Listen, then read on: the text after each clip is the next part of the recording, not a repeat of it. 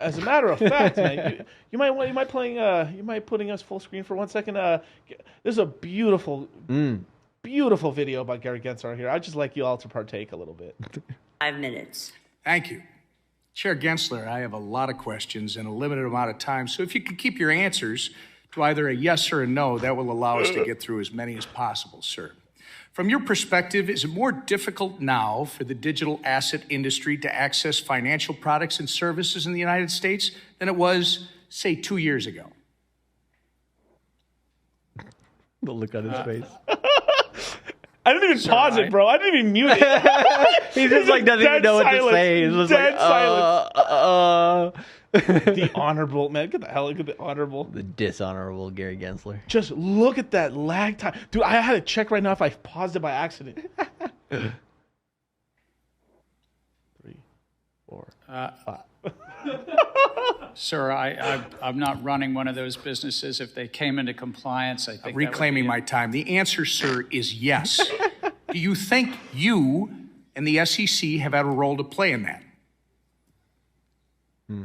Not sure on this one either. I think we have a role to protect the American investor and the capital markets. And Reclaiming my time, sir. You have played an obvious role in that. During your tenure at the SEC, how many rules has the SEC finalized that actually accommodate the existing regulatory framework and are specifically to the digital asset industry so the crypto market can come into compliance? It's our rule books that are on the books for years, so we have not finalized any new rule specifically with regard to crypto. We've proposed some things in best execution. We have also... Sir, reclaiming my time, the answer is 0. How many enforcement actions? That was just too good right there. Too fucking good. Shit. Dude, that's gotta be the meme of the day. 0. Reclaiming my time. Full screen this one more time. Let's listen to this thing. This is glorious bashing. I love this. Has the SEC levied against digital asset companies during your tenure, sir? I think it's probably 40 or 50. The answer, sir, is about 55. My understanding is that the biggest crypto failure in history is probably FTX at $9 billion. Were you the chairman of the SEC when FTX collapsed? Yes. I love the face. Look at, he paused at the perfect spot right there. The look on his face is like, yes, but I don't know if I should say that. Pull it down for 1 second. Sorry, I'm just getting bogged down by things. Wait 1 second. Yeah, you're all good. Jesus Christ. You press bottom right, exit. It just says big titty goth. Big titty. Oh my God. But there we go. Let's get that. This guy. Jeez. And how many times did you meet with FTX prior to their collapse? I think my public record shows 2. You met it with FTX at least twice, and arguably... Public record. Public. He noticed the wording there. He ad-libs and he filibusters enough, but he said, I believe on public record I've met them twice. We know that he is family friends with Caroline Ellison's family through MIT, and therefore also family friends via relations through Stanford to Sam Bankman-Fried's parents. And we know he met them multiple times in the Bahamas, right? And the last time that I think he was recorded to have met them was May of 2022, right? And that was about 6 months before the absolute collapse of FTX. And he did not see it coming. And his whole freaking job is to protect the American people against stuff like that. He met them. He's family friends with them. He's having burgers, beers, whatever. And he didn't see it. Yeah, fucking right. Didn't see it. And then the reason he even got his job at the SEC was basically because of what's that girl's name? Caroline Ellison. Caroline Ellison's father basically promoted him to the head of the department, and then in MIT. At MIT, and then from there he was appointed to his chairman position. Yeah, a little back scratching favors here and there, you know.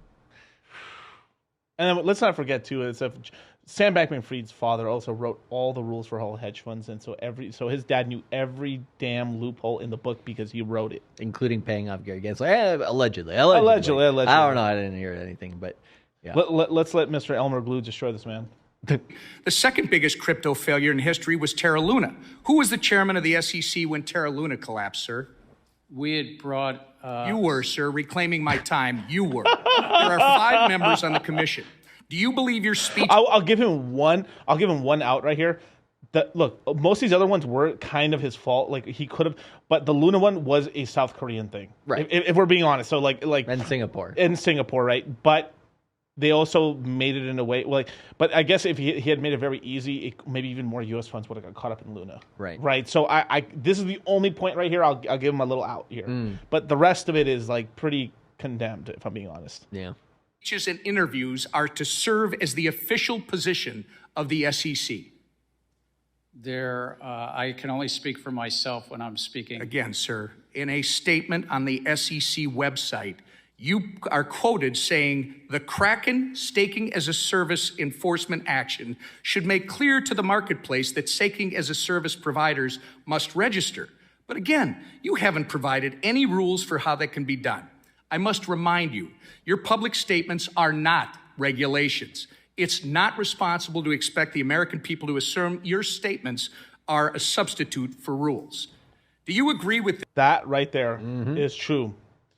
What you tweet is not the rules. It's the laws, and you haven't put any laws in place at all. Yep. So he means he can just flip-flop between back and right. He's basically acting like he's like China. I like crypto. No. Yes, no. Yes, no. Hot, cold. Yeah, which is, you can't do that. And it's drove a lot of like innovation that could have been here in the States abroad. Yep. Which is really bad, you guys, because now we're in a position where, maybe someone else can actually be the leader in the space. Because right now, the reason we're still even in control at all somewhat is because the money's here. But at some point, the ball got rolled so much, and even places like Dubai or anywhere else, and so that could actually be really the main hub now. And that's not good. Right. For America. Statement regarding the digital asset industry. The SEC needs additional congressional authorities to prevent transactions, products, and platforms from falling between the regulatory cracks. I think that it's a largely non-compliant field. And Sir, again, I asked you to comply with my questions, and I'm asking you if you agree with that quote. And I'm going to tell you, I'm quoting you from an August 3rd, 2021 article where you, and I believe you told Congressman Hill earlier that you need congressional authority to regulate stablecoins, and stablecoins happen to be a significant percentage of the crypto market. So the question is, when were you telling the truth? To Mr. Hill or to me? You've got to start answering these questions in a more transparent manner, sir. Does it concern you, by the way, that your approach to the digital asset industry is actually driving this industry out of the United States? We're trying to drive it to compliance, and if they're not complying with the laws, then they shouldn't be offering their products. Reclaiming my time.